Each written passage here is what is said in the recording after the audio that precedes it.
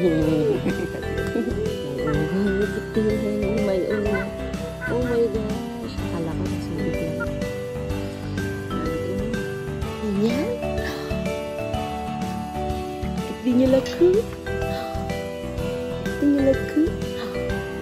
Ay, 6 months ago. Exactly today. We want to like this. Sa Inabaras house.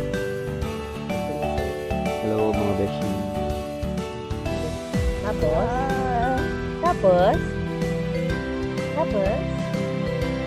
Ito yung itsura ko kasi dapat mag-swimming ako. Ito yung entrance. Pagpasok nyo, ito yung makikita nyo, guys. Diyan. Then, this is the kitchen. All utensils are provided with tubig na kuryente. Ay, walang kuryente pala. May ilaw. Pero may solar naman. Dahil, yeah, solar panels. This is the dining area. As you can see, where Dode and Pisdino are chilling right now. Mga baon kami. So, may drum ng tubig. Yung nakikita nyo umiilaw. Yan yung ilaw. Pwede i-turn on may remote. Then, may bowl. So, pwede yung magsampay. And pwede din maligo. Tapos, meron kaming ampon na aso. Aso siya ng caretaker. Pero super amo niya din yung mga lahat ng nandito. Ito si Colette. Correcto.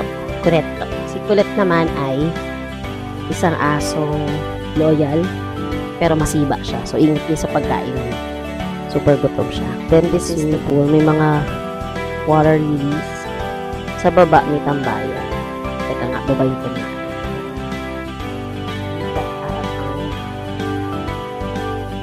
Kanina na yung way dito.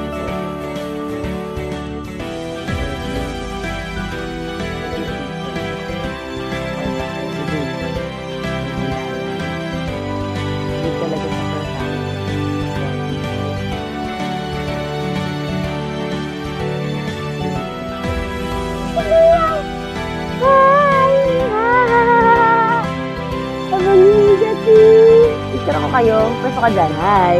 Tingnan. Tingnan? Ay, tingnan? Yung pool. Ito nga pala pwede mag-bonfire, guys. Kaso lang ang problema. Ma-others.